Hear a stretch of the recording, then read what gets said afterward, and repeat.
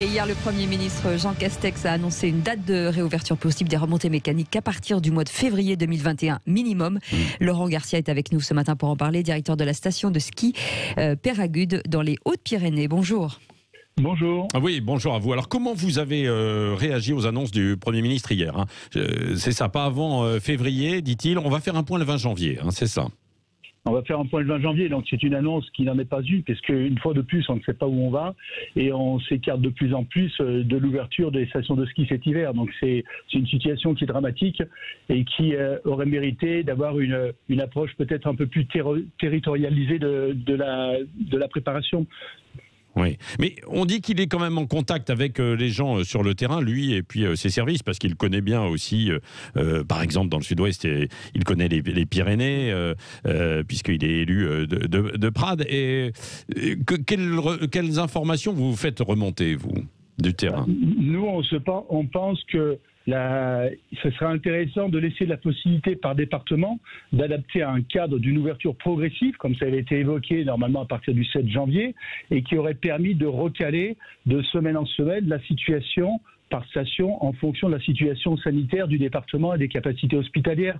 Donc de voir tout ou rien, c'est très compliqué, et je pense qu'il serait intéressant dès à présent de travailler avec les préfets de département, massif par massif, pour qu'on puisse avancer sur des propositions d'une ouverture progressive, calibrée, encore une fois, et surtout adaptée à la situation de chaque station qui ont des marchés différents. Ouais. Il faut pas se le cacher. La complexité d'une station comme Peyragudes n'est pas la même que l'Alpe d'Huez ou Val Thorens. Non, c'est-à-dire vous êtes avec plutôt une clientèle assez locale, régionale, alors que à l'Alpe d'Huez et tout, ça va être une clientèle nationale et extra-nationale avec beaucoup d'étrangers, quoi, de touristes étrangers.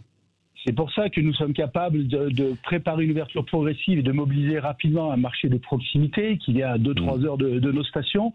On aurait été capable, avec une date aujourd'hui, de maintenir le stock des réservations de février, qui n'est pas bien entendu à son maximum, mais on ne peut pas non plus, à l'approche du 1er février, se dire aux clients venez quand même. Donc on prend le risque d'avoir des clients qui se détournent définitivement de la montagne pour février et d'être dans l'incapacité, le moment venu, de pouvoir constituer un stock suffisant pour essayer d'équilibrer nos charges. Ouais. Donc aujourd'hui, la situation est très très complexe et les compensations proposées ne font pas le compte. Oui, c'est ça. Est-ce qu'il y a même la crainte d'une année blanche ? Elle est dans tous les esprits depuis hier. L'année blanche, on est en train de calculer chacun de notre côté qu'est-ce qui se passe si on n'ouvre pas. Oui. Et c'est terrible, parce qu'on a un produit de neige qui est fabuleux. On faisait une saison exceptionnelle avec une ouverture vraiment fabuleuse, avec un très beau manteau neigeux.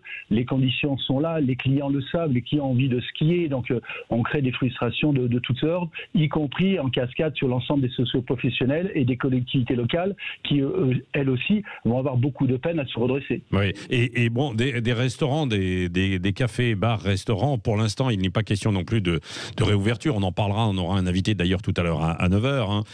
On ne voit pas le bout du tunnel avant mi-février. Certains disent au printemps, courant avril. Ce qui veut dire qu'on pourrait quand même ouvrir, par exemple, dans les stations, comme chez vous à Peyragudes, les remontées mécaniques sans avoir la capacité de restauration classique. Mais il y aurait du click and collect, quoi. Voilà, ça s'est fait un petit peu pour ceux qui ont ouvert à Noël. Et je ne dis pas que nos stations tourneront à plein, bien au contraire, parce que les restaurants participent à l'attractivité de nos stations. Mais on aurait pu quand même honorer notre clientèle qui est demandeuse de ski, profiter de ce bon manteau neigeux et trouver un mode économique équilibré malgré tout, avec une ouverture et des restaurants sur du click and collect. Donc il est sûr que le gouvernement ne prend pas énormément de risques et il n'aurait pas pris de risques en annonçant hier ouvrez progressivement, faites-nous un compte rendu mensuel par nos préfets, etc.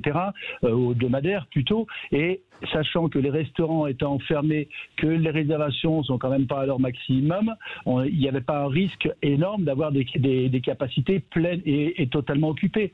Donc il y a quand même un phénomène qu'on n'arrive pas à comprendre, c'est pourquoi la montagne est à ce point montrée du doigt versus d'autres territoires touristiques qui, eux, peuvent continuer à vivre normalement. Vous pensez à quoi, hein? À qui? Je pense le bord de mer, je pense les stations du littoral, qui sont méditerranéennes ou atlantiques, voilà, et ou la vie urbaine qui est effectivement. Alors que là, la montagne est sacrifiée, quoi. C'est ce que vous dites, quoi. Elle est sacrifiée, tout simplement, parce que il y a peut-être le phénomène Ischgl qui est en tête de certains politiques qui ont vu en Autriche un départ de cluster, et l'Allemagne a fait pression là-dessus parce que tous les ressortissants allemands sont très nombreux à aller skier en Autriche, mais on n'a pas une station ici dans les Pyrénées qui ressemble à ça, et en France, il n'y en a pas non plus. Donc je pense qu'elle est sacrifiée, et on se dit on peut aller partout ailleurs, on peut aller 8 heures dans un avion en Guadeloupe, mais on ne peut pas s'asseoir à 4 sur un télésiège pendant 5 minutes. Ouais. Et puis, non, mais ce qui est assez terrible, Laurent Garcia, j'ai l'impression à vous entendre qu'on n'écoute jamais en fait le terrain pour être capable de prendre des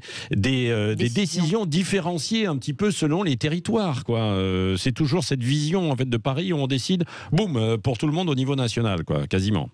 C'est totalement ça. C'est que voilà, il y a un spectre simplement qui permet de dire la montagne est une, c'est effectivement, c'est vrai, mais les situations sont très différentes d'une station à l'autre, d'un départ à un autre. Les situations sanitaires au niveau national sont pas les mêmes partout, et je crois que les réflexions qui sont celles des exploitants et des gestionnaires des stations, les enjeux sont pas les mêmes selon telle ou telle station, parce qu'on n'a pas les mêmes marchés, on n'a pas les mêmes structures de fonctionnement, et donc ça peut valoir le coup malgré tout de poser la question au terrain, d'entamer une réflexion qui avait commencé en décembre avec les préfets avant les annonces de fermeture. On avait commencé à travailler département par département. Il serait temps de s'y remettre. Oui, bon, alors c'est vrai qu'il y a aussi l'inquiétude quand même de ce virus variant britannique qui visiblement est beaucoup plus contagieux. Et c'est pour ça que Jean Castex renvoie peut-être au 20 janvier pour voir où on en sera à ce moment-là, parce qu'on n'écarte pas l'hypothèse d'un reconfinement total.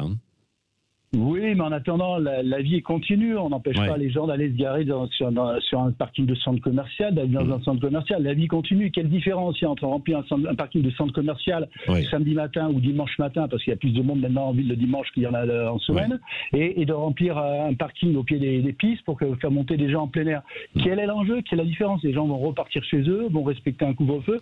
Quelle est la difficulté? Oui, surtout que vous avez mis tout en... C'est ignorer la réalité du terrain. Oui, parce que vous avez mis tout en place pour qu'il y ait de la distance, pour prendre l'ensemble des télécabines, etc., quoi, et ne pas avoir de risque de cluster, quoi. D'abord, il n'y a pas beaucoup de télécabines malgré tout. Non, alors ça dépend. Les télécabines, on en a une ici à Péragude, avec le MAS, c'est respecté totalement par les clientes puisqu'on a. Non, mais les télésièges et tout. Les télésièges, il n'y a aucun risque. Donc c'est vrai que cette consommation à la journée, qui est quand même le fort aussi de la fréquentation de week-end dans les Pyrénées, c'est que les gens viennent majoritairement sur les week-ends, et on a un peu de séjournants en semaine qui sont ils sont comme chez eux, tellement ils sont peu nombreux, on peut dire, puisqu'on a peu de marchés étrangers qui viennent fréquenter nos stations des Pyrénées en janvier habituellement.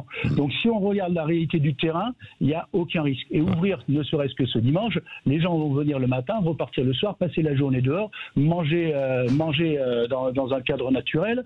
Quelle est la difficulté d'ouvrir les stations en attendant peut-être que ce variant nous oblige tous à rentrer à la maison? Mais en attendant, il y a une vie qui existe autour. Et nos salariés, les valéas, les socioprofessionnels, les moniteurs demandent que ça. Ils sont flexibles. Ils peuvent venir travailler un peu et repartir après. Mais en tout cas, la réponse d'hier, c'est pas une réponse, c'est tout sauf une annonce.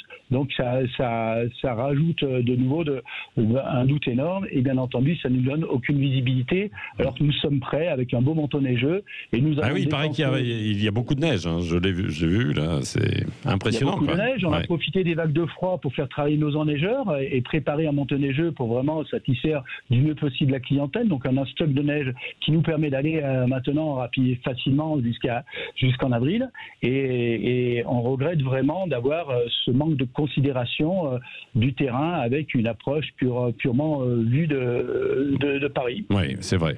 Merci beaucoup. Hein. Bon courage, Laurent Garcia. On prendra des nouvelles. On se tiendra informé chez vous, bien sûr, dans votre station de Péragude, comme dans toutes les autres, que ce soit évidemment dans les Pyrénées ou dans les Alpes, et puis un peu dans le Jura également. Merci. Et puis